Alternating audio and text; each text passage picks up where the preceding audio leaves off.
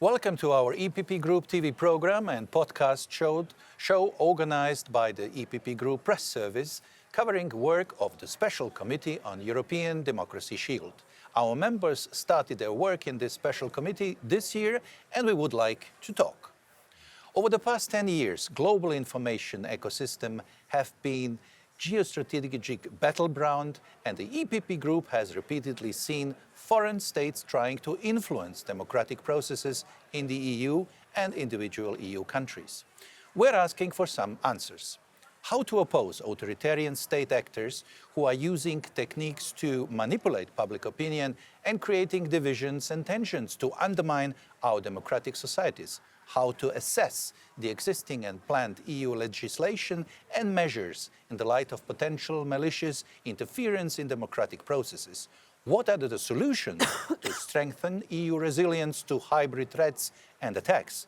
And how to uphold universal values such as freedom of expression in a safe and secure online space. And last but not least, how to explain that democracy shouldn't be taken for granted and that it requires constant work.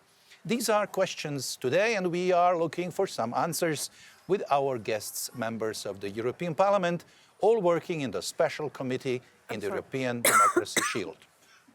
Our guest is Mika Aaltola, EPP Group Coordinator in this committee. Welcome. Thank you very much. Tomasz Zdechowski, EPP Group Vice Coordinator. Welcome. Thank you very much. And Ms. Lena Dupont, EPP Group Member in this special committee. Thank you very much.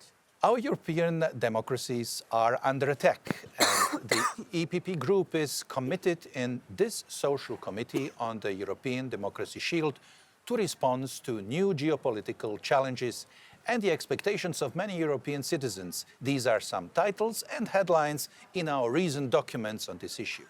As introduction, a question to all of you. What is your response to authoritarian state actors who are using techniques to manipulate public opinion and creating divisions and tensions to undermine our democratic societies? Mr. Aaltola. Well, deterrence is, of course, the main response. There has to be consequences if one is meddling in or interfering in democratic processes, distorting the organic and authentic side of democracy that we have become to trust on. So we have to be very clear in our response. So there has to be consequences, and I think that the recent changes in EU law, the lessons learned from previous cases of election meddling, for example, can be a guide going forward. Of course, the field is changing very dramatically with new technologies, artificial intelligence, empowering new autocratic and totalitarian actors and networks of actors. So we have to be very situationally aware.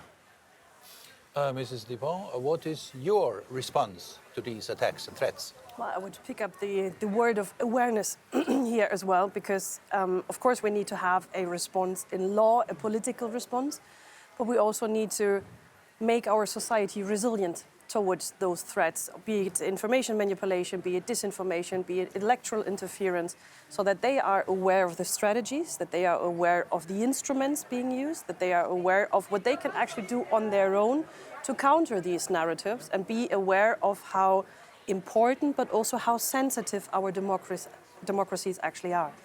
Mr. Zdechowski, what would be your first response to all these threats and challenges? From my point of view, it's very necessary, really, as a politicians, presented our point of view and say that we are prepared to fighting them. This is not really possible that some disinformation campaign will interrupt us and will be really press us to do something what we are not wanted. Also, the special committee on democracy shields show us that we know that there are some actors from the third countries, and we have to be concrete, like Russia or China or Iran, who doesn't want to really follow our democratic values and want to interrupt us, want to divide us, and want to really bring here some dictatorships, what we doesn't want it. we as Europe, we are on the same level and we are fighting for the values what are really freedom of speech, what are rule of law, and what are all democratic principles what you know from the beginning of European Union. Thank you for the first round. Mr. Altola, there is an urgent need for targeted support for EU regions, especially countries bordering Russia, Belarus, Ukraine, as the ongoing hybrid threats along the EU eastern borders demands immediate response and concrete actions. What are your views? What are your experiences and approach regarding the need to increase resilience across the whole Union, since those threats we face, particularly in the online space, have no borders? Yes, exactly. It is very vital that we solidify democracy, as well as was pointed out before, that we have to become aware that in what ways the geopolitical enemies and foes are using malign actors to harm us. So the key is to understand the kind of the tricks of the trade. So we won't be too innocent when it comes to how we behave, in what ways these actors can influence us. I think one of the key principles is one of the oldest geopolitical dictums that I know. It is to know your enemy and kind of concentrate on their toolbox, understand how they use different networks and actors to meddle in our democratic way of life.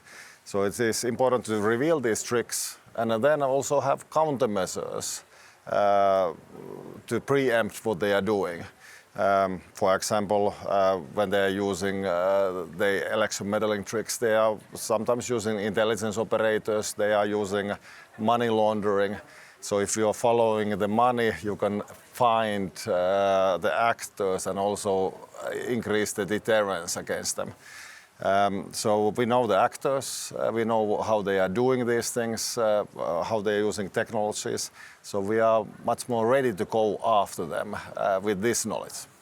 Thank you, Mr. Altola. So to know your enemy, to follow the money, just some of the headlines. Mr. Zdechovsky, your work in this special committee also focus on interference via online platforms and their impact on democracy, such as attacks on critical infrastructure, cyber attacks, AI-generated content and deepfakes, homegrown hybrid threats, as well as the role of malicious state or non-state actors.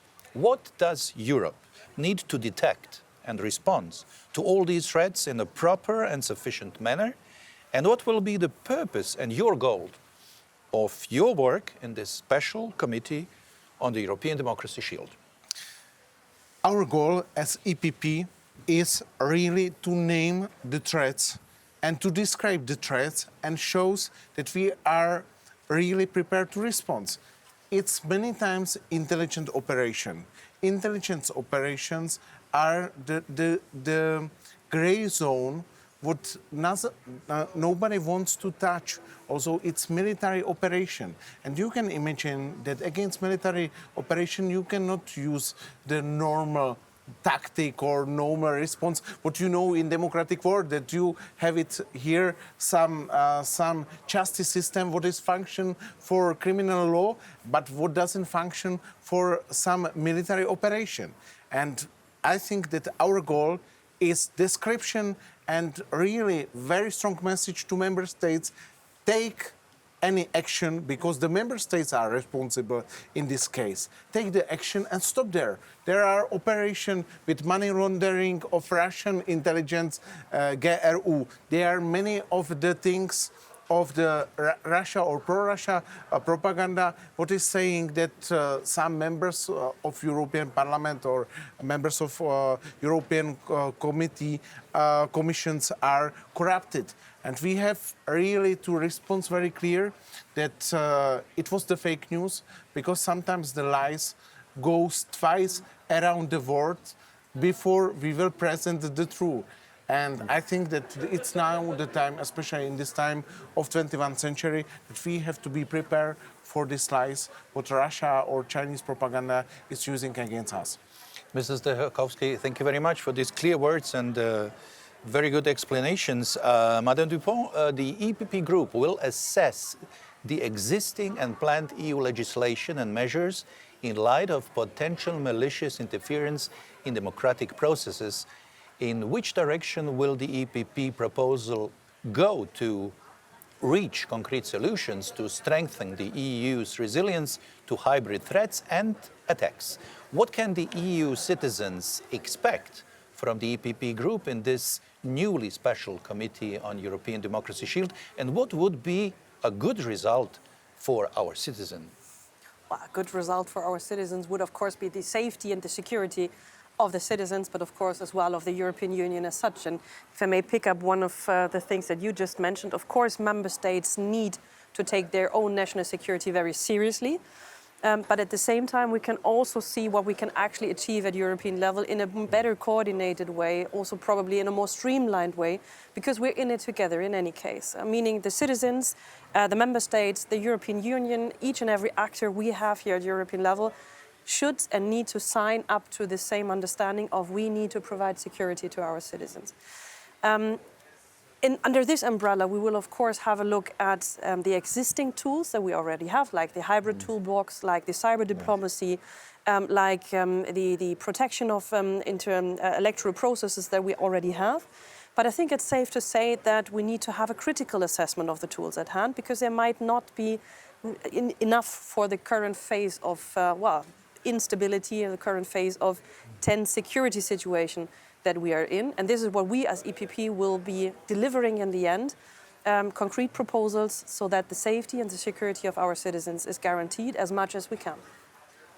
Thank you, Mrs. Dupont. We are coming almost to the end, and therefore a final question to all participants. The EPP group is committed to upholding universal values such as freedom of expression in a safe and secure online space. This sounds very brave and decisive. What is your message to our citizens? What would be, we heard from Mrs. Dupont, what would be a good result of the work of the Special Committee after 1 year existence? That is the current plan. And what would be, would you already think or recommend that the Special Committee should work longer for another year? What are your proposals, Mr. Autola? Well, clearly the name implies already that we have to safeguard and solidify the democratic processes and make them ready for a world where geostrategic foes are trying to intervene in our key critical processes. So moving ahead, the work is never going to be finished or complete. We can never say that now democratic politics is protected for the rest of our lifetimes. The technologies, they evolve. There's new actors, new hostile actors emerging. Hostilities, patterns of hostilities are constantly changing. So we have to also constantly modify our approaches and ensure the citizens that we can act. And then, of course, citizens, they also have their responsibility in maintaining organic and authentic democratic processes. That's what they already know very well, but we can push the process forward. And then signaling to the enemies, don't meddle, don't try anything nasty, because there is going to be consequences for you. Thank you, Mr. Autola. Mr. Zdechowski? From our perspective as EPP, we are European People's Party. Also, we are absolutely clear that we want not really disturb someone in his freedom of speeches, but we want to stop the foreign actors what are presenting as a main actor of debate, what are using the robots or they are using the fake accounts to disturb our debate, to influence our society, to really divide us on the two groups and fight each other. And I think we, as European People's Party, we are absolutely clear. We would like safety, internet. We would like really have it here, safety space for discussion, because debate is clear issue for democracy. And last but not least, most important things is that we want really secure our systems of communication and our system of presentation and our hospitals, our organization, because really the Russian and Chinese cyber attacks are not against only the politicians or military organization, but are against the hospitals. And you can imagine that you will have your child in operation, and they will stop the operation because there was a cyber attack, and you cannot continue, and your child will die. Also, the protection of the European cyberspace is for us, as for European People's Party, key issue. No one in European Parliament, they care about these things like European People's Party. We are only one who really take the actions and who are prepared to give it the people in the Europe the feeling of the security in this case. Thank you, Mr. Zdechowski. Madame Dupont, your final words in this round. Well, I would say safeguarding democracy is an ongoing process. I mean, not only for us elected politicians, but for each and every member of society, because it's actually where a democracy belongs to the people. Which means, of course, also under the current circumstances of the security landscape, we will need to reflect on further having something like the special committee in order to fulfill this kind of task. And on content, of course, we will also have to have a look on, do the instruments that we have at hand, that we assessed, that worked or didn't work, are fit for purpose for the next years and decades to come, because I think we all share the same assessment. It's not going to be any easier, both in safeguarding the democracy and democracy processes, but as well safeguarding the security of our citizens. Thank you very much, dear guests. We thank you for this participating and sharing your views on the start of your work in the Special Committee on European Democracy Shield in the European Parliament. We wish you a lot of success in your tireless and important work for our citizens, being a kind of knight of 21st century in our time where global information ecosystem have become geostrategic battleground. So with us today in this open studio of the European Parliament in Brussels were EPP Group members in the Special Committee of European Democracy Shield, Mika Altola, EPP Group Coordinator, Tomasz Zdechowski, EPP Group Vice Coordinator, and Lina Bidipon, EPP Group Member. I am Alen Legovic. Thank you for watching us. We will keep you posted with all our MEPs and experts on future developments in this special committee on the European Democracy Shield, our goals, achievements and results. Follow us on our YouTube channel, follow our activities in the EPP press service and on our social media channels in the European Parliament from the heart of Europe. And don't forget, democracy should not be taken for granted. It requires constant work from all of us. See you soon and goodbye.